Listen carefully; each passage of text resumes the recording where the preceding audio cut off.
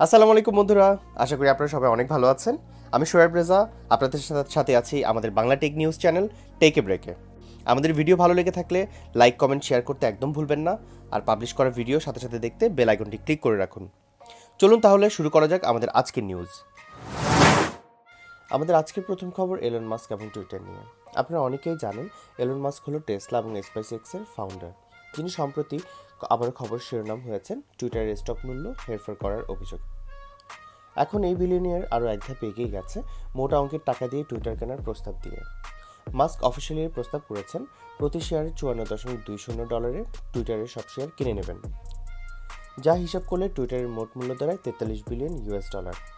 তার আগে এক বিবৃতিতে তিনি বলেছিলেন টুইটারে তার একটি মেজর শেয়ার রয়েছে, যার ফলস্বরূপ টুইটারের মান অনেকখানি বৃদ্ধি পেয়ে যায়। অন্যদিকে টুইটারে তার বোর্ডে একটি সিট দেওয়ার প্রস্তাব দিয়েছে। মাস্কের মতে তিনি একটি জেনারেস ডিল করেছেন, যা তার জন্য সেরা এবং চূড়ান্ত অফার। তিনি আরও বলেছেন টুইটারের ভবিষ্যতে দারুণ সম্ভাবনা রয়েছে। মাস্ক তার টেসলা এবং অন্যান্য ভেঞ্চার সম্পর্কে বিভিন্ন সময় এমন সব বিবৃতি দেওয়ার কারণে সবসময় সংবাদের শিরোনাম হয়ে থাকে। নুবিয়া মোবাইল গেমিং জগতের পরিচিত একটি নাম, যারা মোবাইল গেমিং ইন্ডাস্ট্রিতে সফল কয়েক বছর ধরে রয়েছে। ফ্ল্যাগশিপ ইন্টারনাল কুলিং এবং গেমিং ওরিয়েন্টেড ডিভাইসের জন্য অভ্যন্তরীণ ফ্যান সহ দুর্দান্ত স্পেসিফিকেশন অফার করছে। এখন রেড ম্যাজিক 7 প্রোতে তারা একটি নতুনত্ব এনেছে। 16 মেগাপিক্সেল আন্ডার সেলফি ক্যামেরা যুক্ত করেছে, যার অর্থ এই ফোনে পাঞ্চ হোল বা নচের কোনো বাধা থাকবে না। এতে থাকবে 6.8 inch 120 hertz OLED FHD+ resolution display, 5000 milliampere battery সহ 120 ওয়াট চার্জিং ফ্যাসিলিটি। কিন্তু দুর্ভাগ্যবশত US, EU এবং UK ভ্যারিয়েন্টে 120 ওয়াট চার্জিং ভ্যারিয়েন্ট থাকবে না, শুধুমাত্র 65 ওয়াট চার্জিং ভ্যারিয়েন্ট পাওয়া যাবে। এতে অন্যান্য কুলিং সলিউশন সহ স্ন্যাপড্রাগন 8 Gen 1, 16GB র্যাম এবং 256GB বা 512GB স্টোরেজ অপশন থাকবে। রেড ম্যাজিক গেমারদের টার্গেট করে তৈরি করা হয়েছে, তাই এই ফোনে শোল্ডার ট্রিগার অপশন থাকবে। এই ফোন আপাতত চায়নাতে অ্যাভেলেবেল রয়েছে।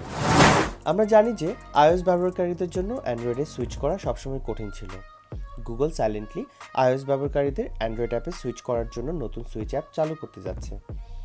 সাইলেন্টলি বলতে আমি বলতে চাচ্ছি এটি এখনও গুগল প্লেতে অ্যাভেলেবেল নয়, তবে ব্যবহারকারীরা সরাসরি লিঙ্ক থেকে এটি ডাউনলোড করতে পারেন। এটি iOS ব্যবহারকারীদের খুব সহজে অ্যান্ড্রয়েডে মুভ করার জন্য খুব সহজ একটি পদক্ষেপ। এই অ্যাপ দিয়ে iMessage এবং iCloud ডাটা ট্রান্সফার করা পসিবল হলেও iOS-এর অন্যান্য অ্যাপের ডাটা ট্রান্সফার করা সম্ভব হয় না, কারণ অ্যাপল স্টোর এবং গুগল প্লে স্টোরের ডিফারেন্সের।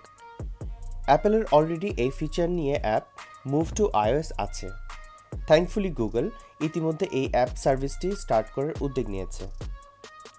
গুগল সামনে অ্যান্ড্রয়েডে শিফট করা নিয়ে আরও অ্যানাউন্সমেন্ট করতে পারে, তাই নতুন আপডেট পেতে আমাদের সাথেই থাকুন।